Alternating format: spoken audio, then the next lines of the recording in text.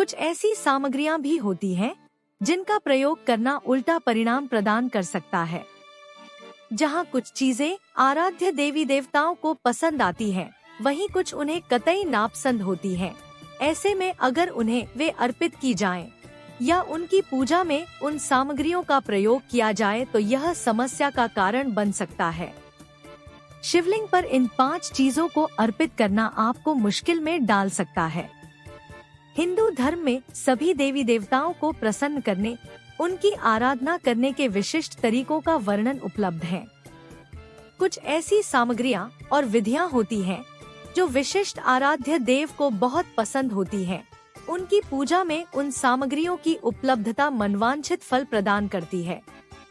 लेकिन भगवान शिव, जिन्हें भोलेनाथ भी कहा जाता है और विनाशक भी, जहां वे अपने भक्तों से बहुत ही जल्दी प्रसन्न भी होते हैं, तो क्रोध के कारण बहुत जल्दी रौद्र रूप भी धारण कर लेते हैं।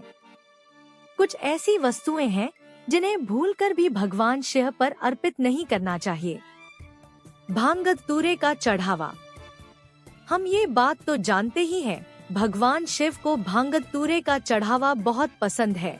आज हम आपको कुछ ऐसी सामग्रियां बताएंगे जिनका उपयोग शिव आराधना के दौरान बिल्कुल नहीं करना चाहिए। शिव पुराण के अनुसार शिव भक्तों को कभी भी भगवान शिव को इन 5 वस्तुओं का प्रसाद नहीं चढ़ाना चाहिए। आइए जानते हैं क्या है वे 5 चीजें। केतकी के फूल। एक दिन भगवान विष्णु और ब्रह्मा देव खुद को सबसे अधिक ताकतवर साबित करने के लिए आपस में युद्ध कर रहे थे। जैसे ही वे दोनों एक दूसरे पर घातक अस्त्रों का प्रयोग करने लगे, वहां ज्योतिर्लिंग के रूप में भगवान शिव प्रकट हुए। शिव ने उन दोनों से इस ज्योतिर्लिंग का आदि और अंत का पता लगाने को कहा। भगवान शिव ने कहा कि दोनों में से जो भी इस सवाल का जवाब दे देगा वही सबसे श्रेष्ठ होगा। भगवान विष्णु उस ज्योतिर्लिंग के अंत की ओर बढ़े, लेकिन उस छोर का पता लगाने में नाकामयाब रहे। ब्रह्मा देव भी ऊपर की ओर बढ़े और अपने साथ केतकी के फूल को ले गए। भगवान विष्णु ने अपनी हार स्वीकार कर ली थी। वापस आकर ब्रह्मा जी भगवान शिव से कहा कि उन्होंने ज्योतिर्लिंग के अंत का पता लगा लिया है और केतकी के फूल ने भी उनके झूठ को सच करार दे दिया। ब्रह्मा जी के इस झूठ ने भगवान शिव को अत्यंत क्रोधित कर दिया।